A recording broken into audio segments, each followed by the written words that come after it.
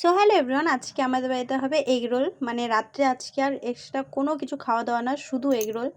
তাও মার ভাত লাগে যেহেতু অল্প করে ভাত বসিয়ে দিব।